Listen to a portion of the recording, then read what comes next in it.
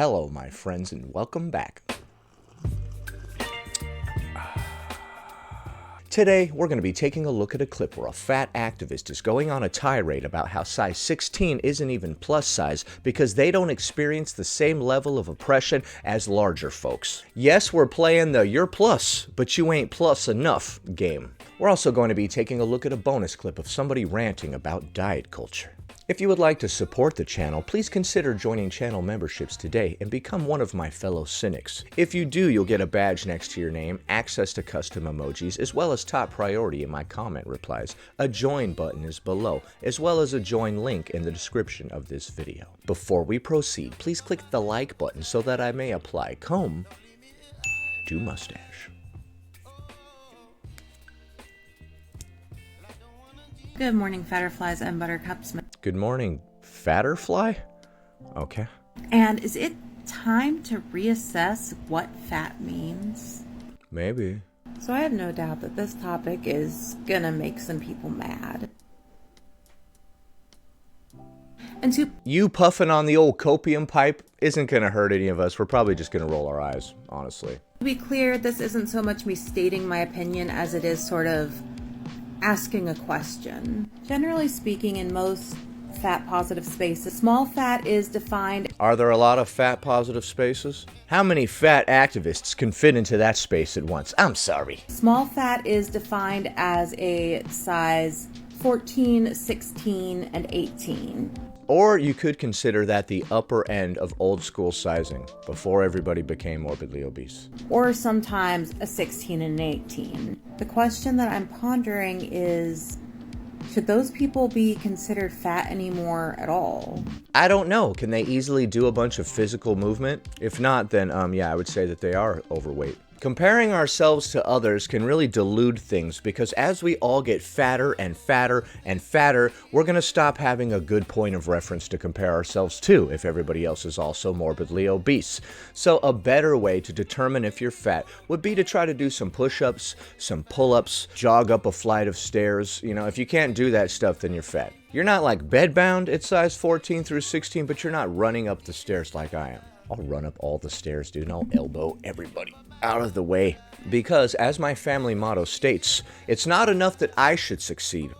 Others must fail. Oh, for pity's sake. Okay. The dog has heard this rhetoric so many times that she's over it. She's just like, whatever gets you to bed at night. As far as systemic discrimination and oppression are concerned, not talking about body image, how you feel. Well, there is no systemic oppression or discrimination against fat people, so even those of you that are above a size 18 don't know what any of that means, and it's hilarious that you're using these words. About yourself may result from systemic oppression, but having a low self-esteem does not equal being systemically oppressed. Okay, well, what does equal being systemically oppressed? How do we measure the amount of oppression that you're receiving systemically? I don't understand self-hatred, but it was more so about social beauty standards.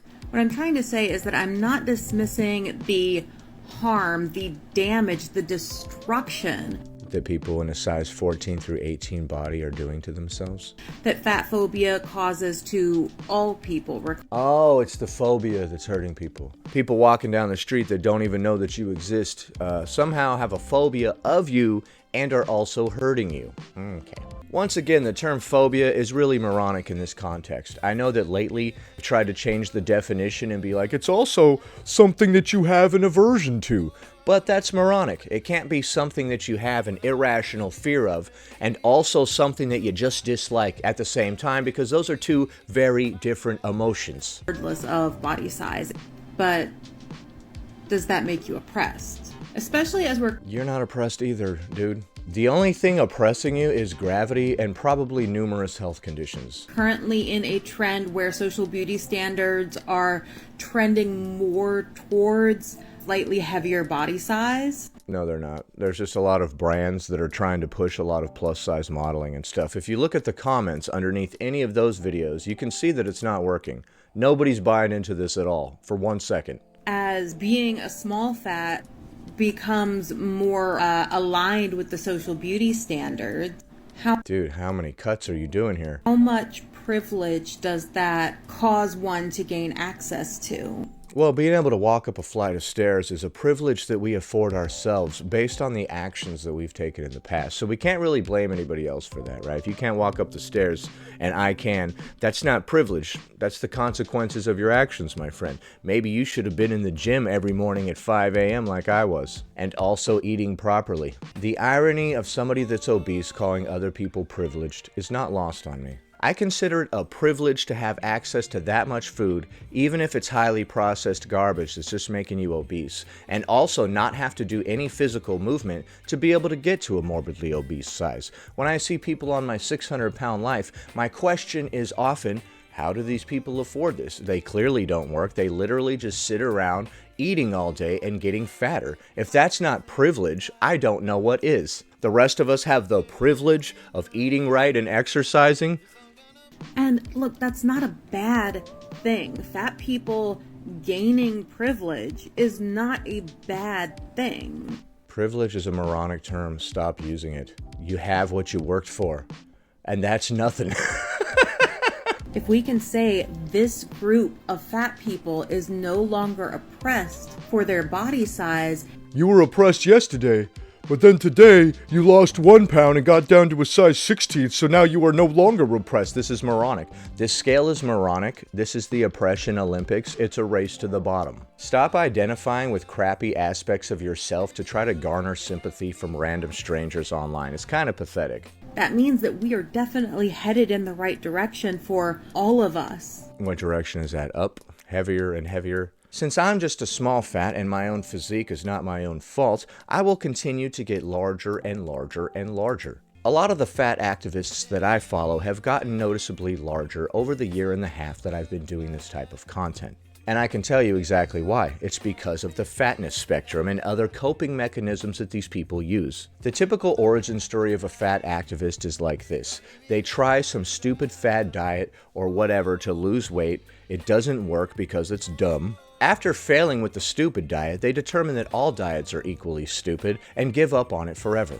Then they discover all these other excuses about genetics, this, that, and the other thing that try to make it somebody else's fault. And then they discover the fatness spectrum that says, hey, you're not even that bad. And all of these things coupled together, telling you that it's not that bad and none of it is your fault, just makes you get fatter and fatter, obviously. Shocker, right? When you say to yourself, hey, I can't do anything and none of this is my fault, you will continue to go further off the rails. I am so shocked. Stop being oppressed for our body size. I get Size. Okay, we got a little bit of vocal fry in there.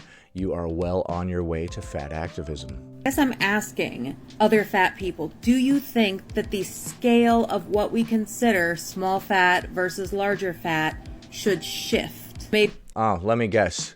You just recently went from a size 18 to a size 20, and now you think that we need to shift the entire spectrum because you've outgrown it. Oh my God. I'm not trying to make fun of this person, but this is embarrassing. We used to consider an 80 IQ to be mentally deficient, but I think we need to adjust this scale. Because my IQ is 80. Jerks. Be small fat would be like an 18 to a 22. And should we Right. Oh my God, this is so transparent. Let me guess.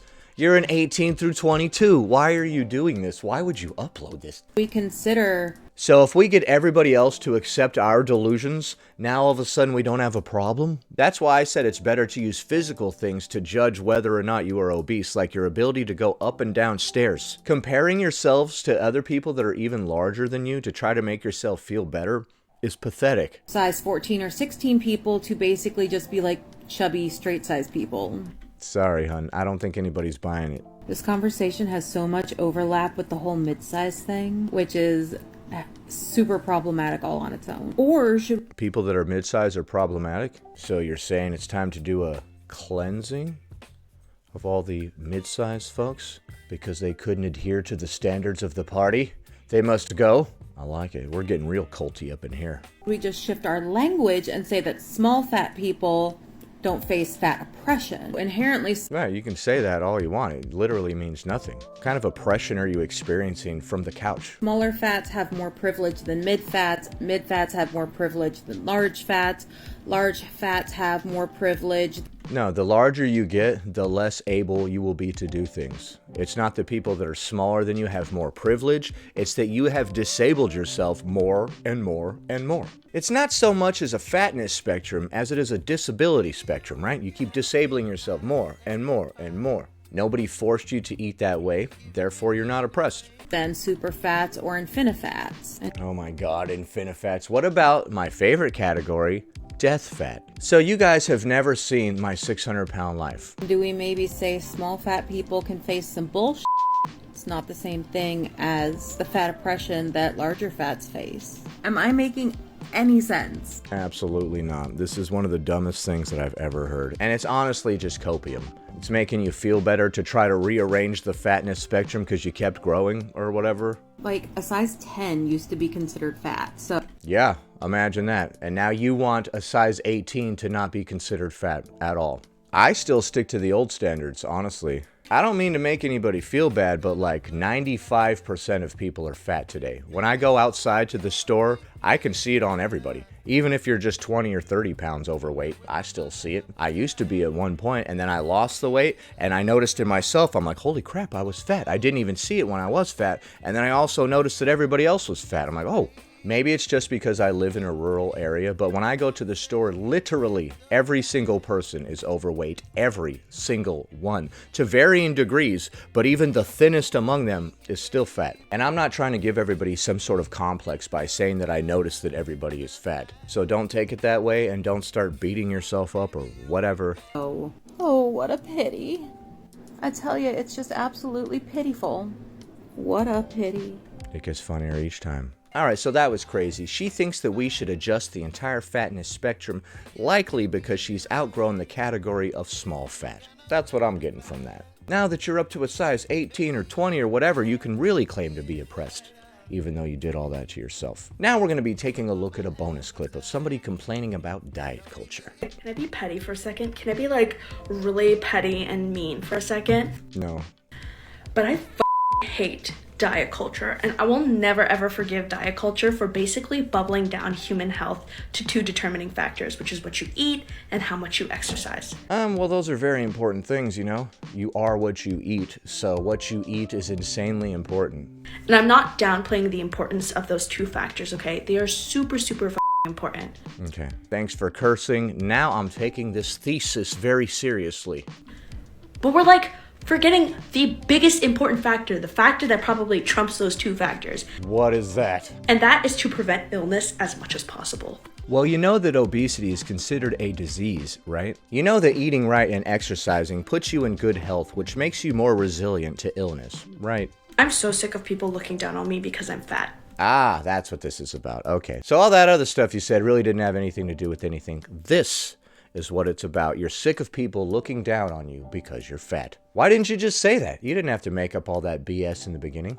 Because they're all thinking, look at this girl.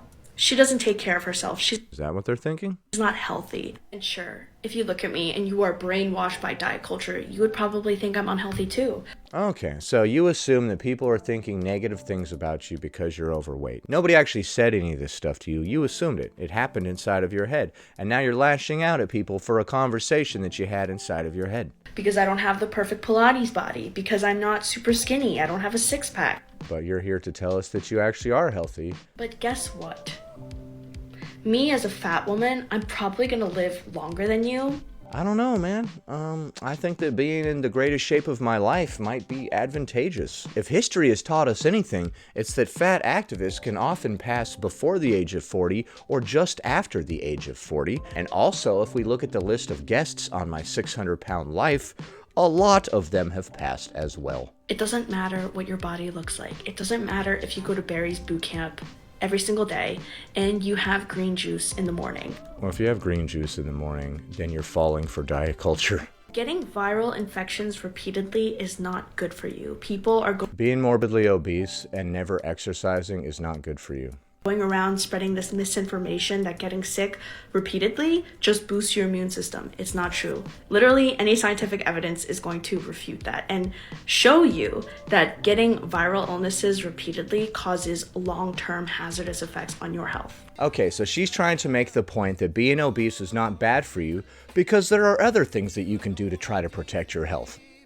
That doesn't mean that obesity isn't bad for you. The majority of people that died recently from a respiratory illness were obese, my friend. You can look those statistics up quickly and easily. Here's a quick figure that I just looked up. CDC study finds about 78% of people hospitalized were overweight or obese. 78%. But yeah, the obesity isn't hurting at all, right? So if you really want to be healthy, and live long, yes, eat right, exercise, but also mask and vaccinate yourselves.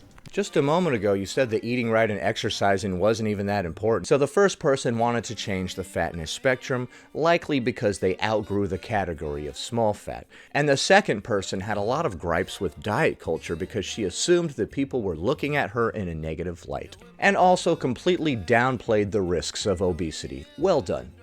I disagree with all of the aforementioned. What do you think? Leave a comment below. Happy Thursday, everybody.